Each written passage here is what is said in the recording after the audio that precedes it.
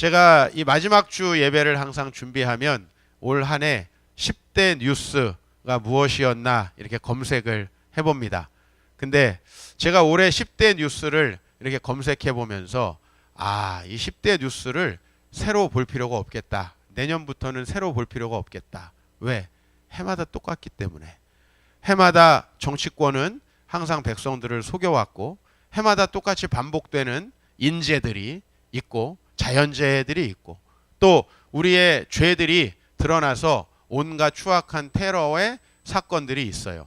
이것이 해마다 보다 보니까 이제 마치 재방송을 보는 것 같고요. 늘 연말 되면 뭐라고 합니까? 다사다난한 한 해였다라고 이렇게 얘기하는데 늘 똑같습니다. 우리는 올 한 해 대통령이 직무를 감당하지 않고 있는 상황에서 이 한 해를 맞이했습니다. 그리고 혼란스러운 과정 속에서 우리가 그 대통령을 탄핵했고 또 새로운 대통령이 취임했습니다.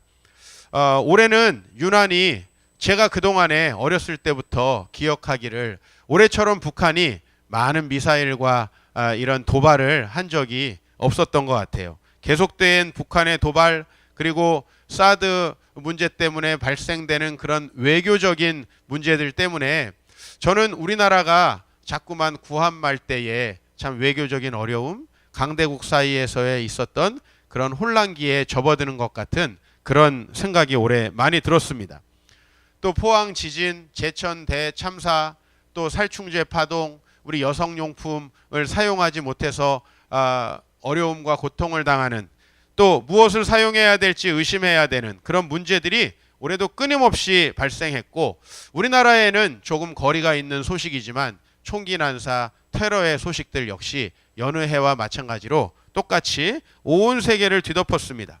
사실 이 세상을 뒤덮는 이 소식 전혀 새로울 것이 없는 거고 또 내년에도 이런 소식이 가득할 것은 우리가 여전히 하나님을 반역하고 있고 하나님 앞에 범죄하고 탐욕 속에서 살아가고 있고 또 우리 교회가 이런 세상에 소망을 주기보다는 조금 하나 더 그런 죄들을 거두는 그런 역할을 하지 않았나. 특별히 올해는 우리 개신교가 탄생하기 위해서 가장 중요한 인물 중에 한 사람인 이 마틴 루터의 종교개혁 500주년이었는데 교회가 개혁되고 새롭게 되었는가. 또 여러분들 종교개혁의 후예로서 여러분의 신앙은 갱신되고 새롭게 되었는가. 우리가 이렇게 돌아보면 교회의 모습이 참 부끄럽고요. 온 세상을 뒤덮는 죄의 소식들 그리고 그것을 개혁할 수 없는 이 교회의 무기력함이 종교개혁 500주년에 있었다고 하는 것이 아마 제가 영원히 저의 삶 속에 잊지 못할 한 해가 될 것 같습니다. 우리는 무엇을 올해 볼 수 있었느냐? 골로새서 3장 5절에서 6절 말씀처럼 음란과 부정과 사욕과 악한 정욕과 탐심 이 우상 숭배의 현실들로 말미암아 우리의 삶에 많은 문제가 여전히 있었던 한 해였다라고 하는 것입니다. 그러나 오늘 우리가 소망을 갖는 것은 지금으로부터 2500년에서 3000년쯤 전에 쓰인 오늘 우리가 읽은 시편 66편이 과거에 자신들을 위해서 일하셨던 그 하나님을 회고하면서 이 이스라엘의 미래, 하나님을 믿는 하나님의 백성들의 미래가 어떻게 될 것인가 하는 것을 바라보고 우리에게 소망을 준다라는 것입니다. 여러분, 이 시편 66편에 나타난 하나님은 어떤 하나님이시냐? 바로 정의를 드러내시며 하나님의 일을 행하시고 긍휼로 하나님의 백성들을 보호하시고 그리고 그 이스라엘을 연단시키고 성장시키셔서 하나님의 백성으로 세워가시는 그 하나님이었다라고 하는 겁니다. 시편 66편은 출애굽을 배경으로 과거를 회고하면서 하나님께서 과연 우리에게 어떤 일을 하시는지에 대해서 이야기하고 있는 시편입니다. 그리고 그 과거에 이스라엘 백성들을 위해서 일하셨던 그 하나님이 소망이 되어서 우리가 미래에 어떻게 살아갈 수 있는가에 대해서 이야기하고 있는 것이죠. 오늘 여기 보면 하나님이 무슨 일을 하셨느냐 하면 바다를 변하여 육지가 되게 하셔서 무리가 걸어서 건너게 하셨다라고 이렇게 이야기를 하고 있습니다. 이 사건은 아마도 명백하게 바다를 가르시고 이스라엘 백성들을 걷게 하신 이 세상에 어떤 다른 이적과 필적할 수 없이 놀라운 하나님의 능력을 나타내신 그 출애굽의 사건을 아마 모티브로 해서 기록하신 것이 확실한 것 같죠. 그가 그의 능력으로 영원히 다스리시며 그의 눈으로 나라들을 살피시나니 거역하는 자들은 교만하지 말지어다 라고 했습니다. 하나님은 이 말씀 속에서 하나님의 정의를 드러내시고 하나님이 계획하신 일들을 여전히 해나가신다는 거예요. 당시의 세상의 가장 큰 권력자였던 바로도 하나님의 계획을 무력화시키지 못했고요. 마찬가지입니다. 이 세상에 어떤 권력자들이, 어떤 경제인들이, 어떤 세상의 악한 사람들이 자신들의 힘과 권력과 돈과 가진 것으로 이 세상을 흐트린다 할지라도 하나님은 하나님의 정의를 드러내신다는 겁니다. 우리나라가 대통령이 탄핵되면 큰 혼란이 올 것 같았지만 우리나라 올해 주가도 더 오르고 잘 됐습니다. 그래서 내년부터 대통령 없을까요? 그런 건 아니겠죠. 그러나 이 나라가 또 우리의 운명이 대통령에 의해서 결정되지 않는다는 것을 우리는 알아야 합니다. 어떤 누구도 우리의 소망이 될 수 없다는 사실을 알아야 됩니다. 그러나 하나님은 반드시 자신의 정의를 드러낸다는 것이죠. 위정자들이 우리에게 거짓말하고 이 세상의 악한 자들이 자신 안에 있는 악을 자기의 권세로 이루어간다 할지라도 여전히 하나님은 자신의 계획을 이루어간다라고 하는 겁니다. 이스라엘 백성들을 여전히 노예로 삼고 싶고 그들을 여전히 착취해서 자신들의 피라미드를 짓고 싶었던 그 바로 왕의 권세를 하나님은 깨트리시고 그들에게 자유를 주셨다는 것입니다. 그들에게 하나님께서 소망을 주셨다는 것이죠. 여러분, 이 세상에 어느 누구가 또 우리를 막아서고 어떤 위정자들이, 어떤 권세자들이 여러분의 앞을 막아선다 할지라도 우리는 어차피 그들 때문에 소망을 갖고 있는 사람들이 아니라 그들의 불의를 드러내시고 정의롭게 하실 하나님, 그 하나님을 드러낸다고 하는 겁니다. 그리고 수많은 일들을 통해서 악한 자들은 결국 멸망할 수밖에 없다라는 걸 보여주고 있죠. 어느 기업이 우리에게 정직한 상품을 만들어냅니까? 그래서 살충제 파동, 또 여성용품 파동들이 계속 일어나는 거예요. 여러분 벌써 다 잊어버리셨겠지만 그 전에는 치약 파동이 있었고 계속해서 매년마다 기업가들의 불의가 드러납니다. 위정자들의 불의가 드러납니다. 하나님께서는 그렇게 우리 인간이 불의함을 드러내시고 하나님이 그 인간의 불의함에도 불구하고 어떻게 정의를 드러내시고 이 세상을 다스리시는지 보여주고 계신다는 것입니다. 과거에 바다를 변해서 육지가 되게 하셨던 그 하나님이 여전히 지금도 일하셨고 2007년에도 일하셨음을 찬양합니다. 그분이 우리를 위해서 일하셨기에 우리가 안전하게 거했고 그분이 이 사회의 악한 구조들을 넘어서서 우리 한 사람 한 사람에게 긍휼을 베푸셨다고 하는 거예요. 그러므로 오늘 시편 66편은 그 다음으로 넘어갑니다. 우리는 하나님을 송축하며 그의 찬양 소리를 들리게 해야 됩니다. 왜 그렇습니까? 우리 9절 말씀 읽어보십시다. 그는 우리 영혼을 살려두시고 우리의 실족함을 허락하시지 아니하시는 주시로다. 여러분, 이스라엘 백성들은 자유를 찾아서 출애굽을 해야 하는데 그들을 그냥 두지 않습니다. 악한 권세자들이 그들을 살려두지 않습니다. 그러나 누가 그들을 살렸습니까? 하나님께서 그 영혼을 살리시고 그들이 실족하지 않도록 보호하시고 인도하셨다는 것입니다. 우리가 여러분 이 세상을 보세요. 이 세상에 구조적으로 충만한 이 악을 보세요. 저는 첫 번째로 무슨 생각이 드냐면 우리가 그 구조적인 악의 한 축이 될 수밖에 없는 연약한 자라는 것이 보여지고요. 다른 하나는 그 구조적인 충만한 인간의 악에도 불구하고 하나님은 자기 백성들에게 여전히 선을 베푸신다고 하는 것입니다. 우리를 실족하지 않도록 우리를 붙드신다는 거예요. 12년 전에 제가 이 건물을 인테리어 하고 있었어요. 뭐 제가 한 건 아니고 인테리어 하는데 와가지고 일을 돕고 있었어요. 12년 전에. 그때 수많은 목회자들이 안 된다. 지금은 이제 교회를 새로 개척해가지고 도저히 안 된다라고 이야기했고 제가 안 되는 이유를 조목조목 설명해 줬어요. 조목조목. 진짜 듣고 나면 소망이 다 없어져요. 진짜 안 될 것 같아. 그러나 여러분, 아무리 구조적인 문제가 있고 이 세상이 안 될 것 같이 보이고 여러분의 삶이 미래가 없어 보여도요, 됩니다. 왜냐하면 그것을 넘어서서 하나님께서 여러분들을 위해서 일하고 계시기 때문이죠. 언제 이 사회가 우리를 풍성하게 했습니까? 언제 우리 주위에 있는 팽만한 악이 우리를 소망이 있게 했냐고요. 언제 여러분의 직장의 구조와 여러분의 직장에 있는 그 상사들이 여러분들을 은혜 충만하게 인도하고 여러분을 성공으로 이끌었냔 말이에요. 아니란 말이에요. 이 세상에서는 그런 소망 발견할 수 없단 말이에요. 그러나 여러분들, 그 하나님께 여러분이 올바르시다면, 그 하나님의 긍휼을 구하신다면 하나님이 우리의 실족함을 허락하시지 않는다고 말씀하셨습니다. 저는 아무리 이 세상에 구조적인 악이 팽배하고 저와 여러분들이 살 수 없는 세상을 위정자들이 만든다 할지라도 하나님께서 우리에게 분명히 살 길을 예비해 주신다고 믿어요. 아무리 이 세상에 교회의 위신이 땅에 떨어지고 우리가 아무리 전도해도 안 되는 세월 속에 살고 있지만 하나님은 이 와중에도 교회를 살리시고 일하실 것이라 믿습니다. 그러면 우리는 어떻게 해야 됩니까? 그 하나님이 우리에게 주실 소망을 우리가 붙들고 소망을 가지고 즐거워하면서 살아야 되는 거예요. 기뻐하면서 살아야 되는 거예요. 목사님, 아무리 봐도 안 될 것 같습니다. 내년에 금리가 올라가지고 내 대출금 이자만 높아졌어요.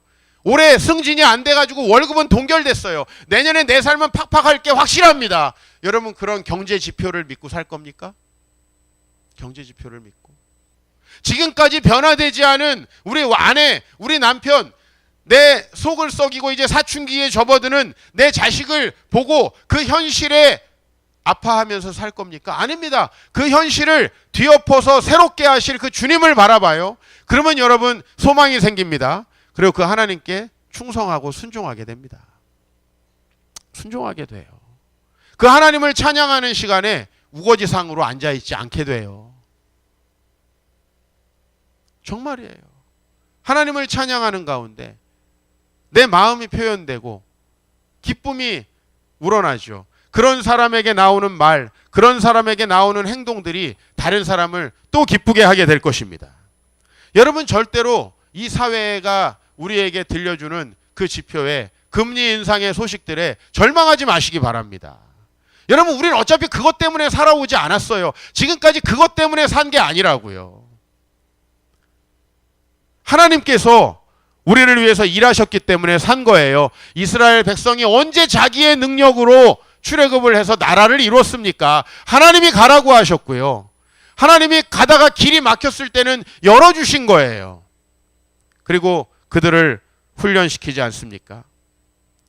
그 하나님은 좋으신 하나님입니다. 그리고 오늘 시편 기자는 이제 한 절 더 넘어가서 10절에서 12절에 우리를 연단시키시고 성장시키실 것을 이야기하고 있습니다. 하나님은 이스라엘 백성을 연단하셨어요. 어느 정도로 했냐면 은을 단련함 같이 하셨어요. 그래서 은을 단련할 때 뭐가 있어야 되나요? 예?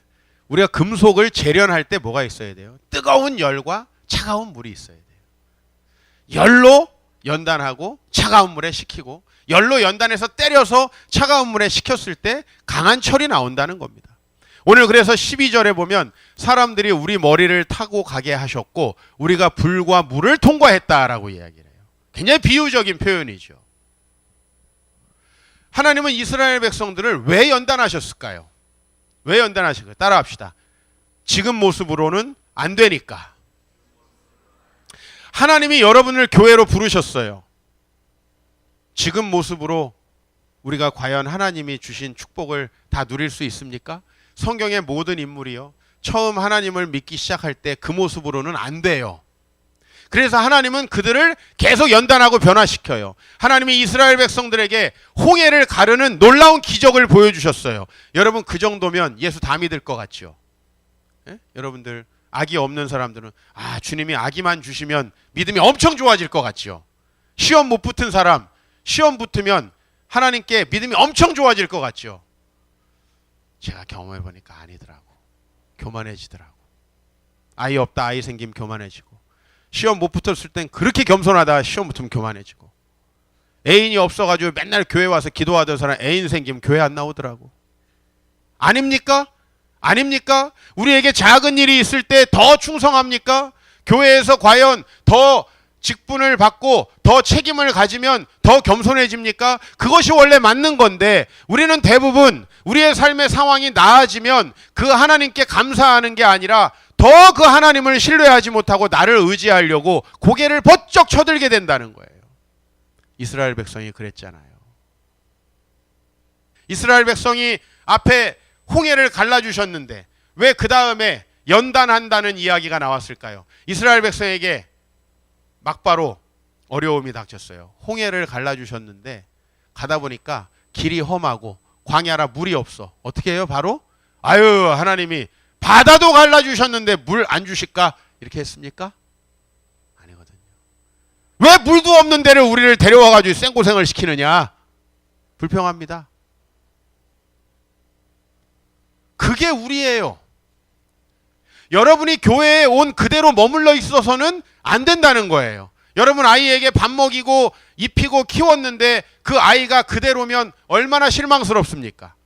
저는 해마다 연말이 되면 내가 올해 무엇을 하면서 얼마나 성장했는가를 봐요. 내 인격이, 하나님을 향한 내 마음이, 내 사역의 전문성이 얼마나 성장을 했는가.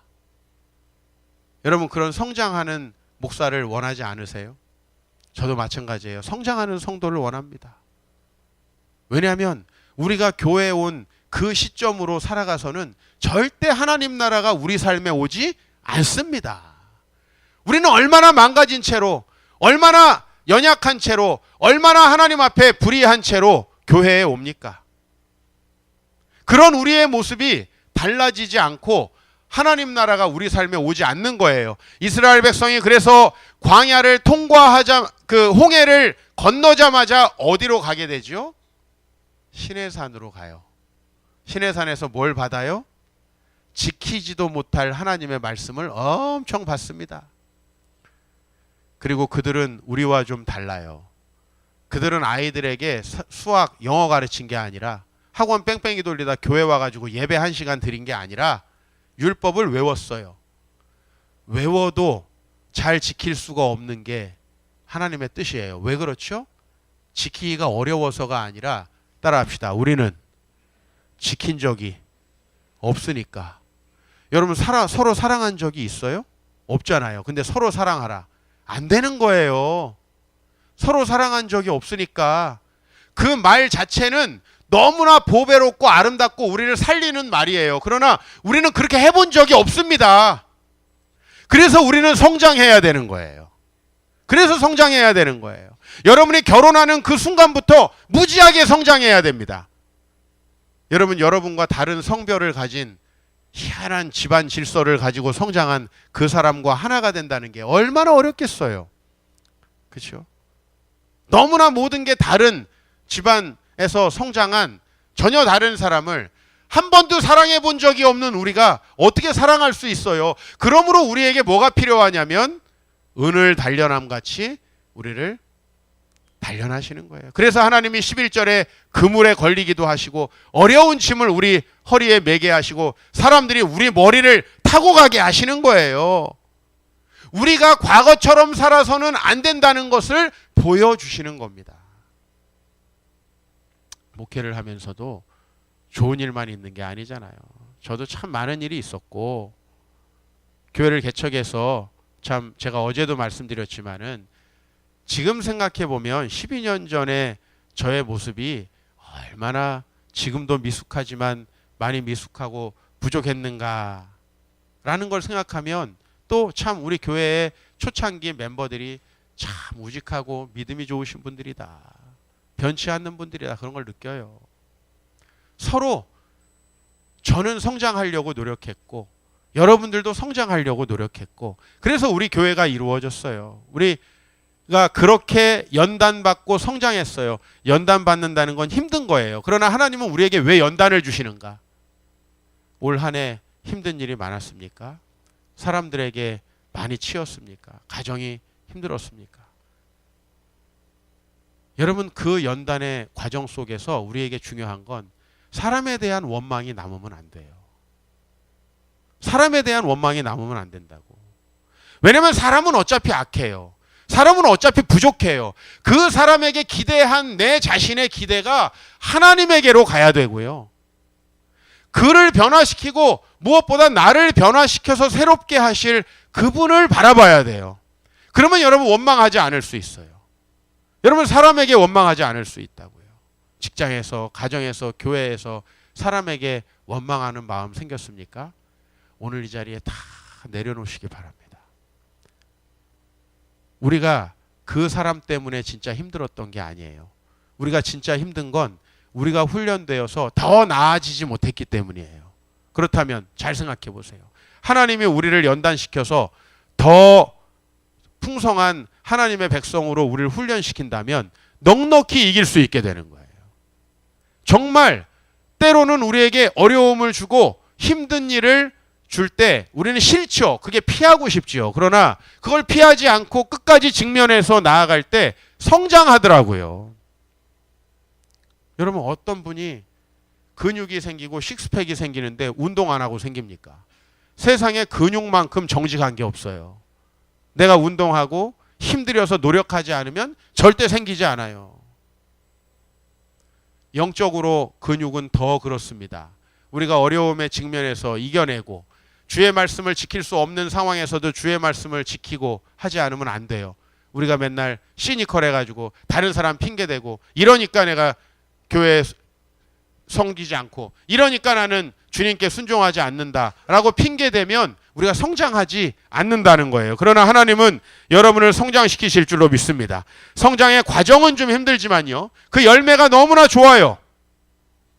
너무나 우리에게는 이런 과정이 필요해요. 목회자가 자신이 얼마나 주의 말씀을 잘 전하지 못하는지 괴로워해야 성장하는 거예요. 그렇죠?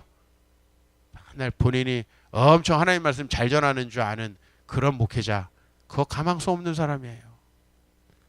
여러분이 얼마나 주변 사람들을 힘들게 하는 성격의 소유자인지 깊이 느끼셔야 돼요. 그래야 성장해요. 모든 사람을 사랑할 수 있는 사람으로 성장해요. 하나님은 말씀은 우리를 그렇게 성장시켜요. 그래서 장차 우리 하나도 행복할 수 없는 삶을 천하만민을 행복하게 하는 삶으로 변화시킵니다. 이런 하나님께서 내년에도 여러분을 위해 일하실 것입니다. 시편 145편에 여호와는 은혜로우시며 긍휼이 많으시며 노하기를 더디하시며 인자하심이 크시도다.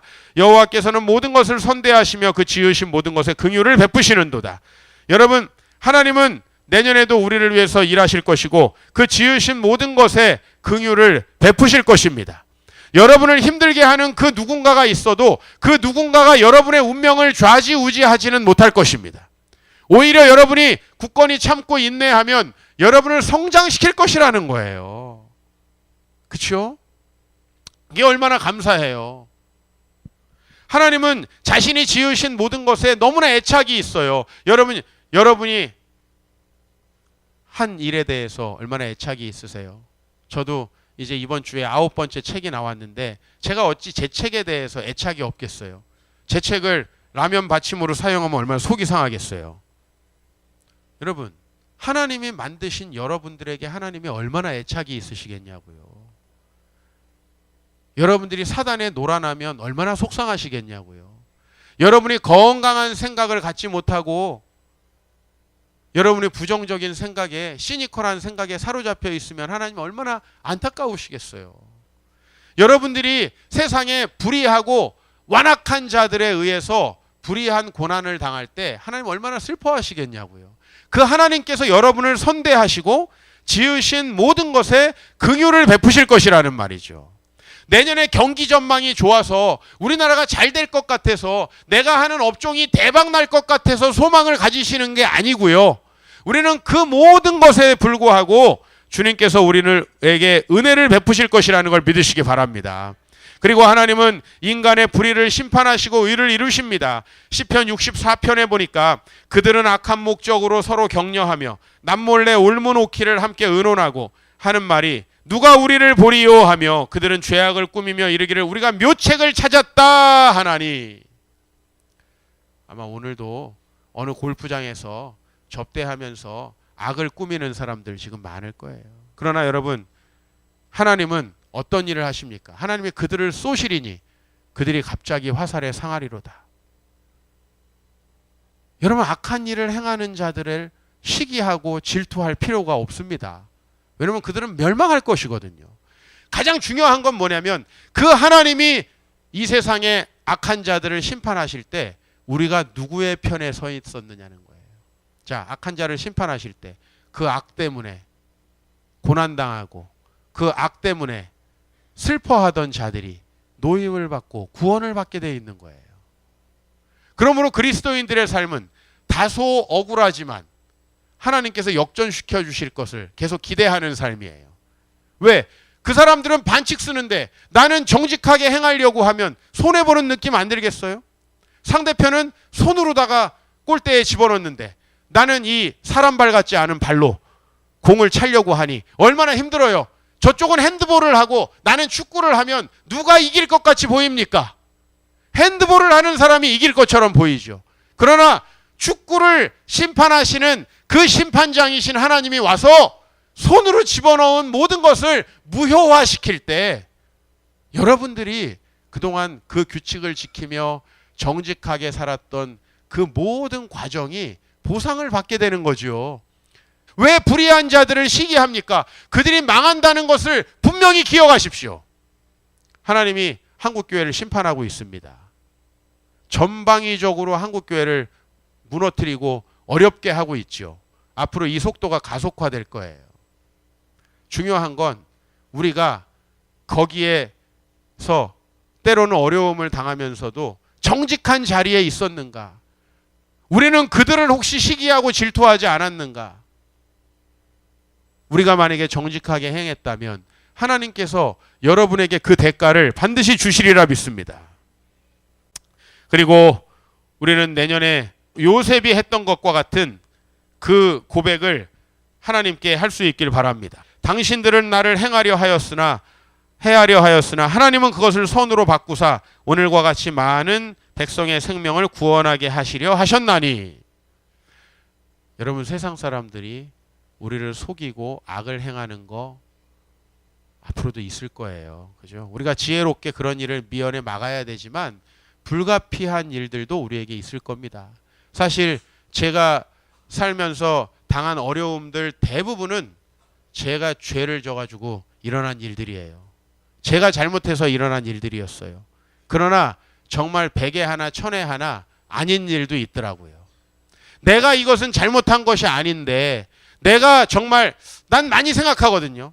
아주 작은 나에게 어려움이 있어도 혹시 이 일이 내가 하나님 앞에 신실하지 못해서 일어난 일 아닌가 라고 생각하거든요, 사실. 근데 이리 생각하고 저리 생각하고 뒤집고 엎어도 아닌 일들도 있더라고.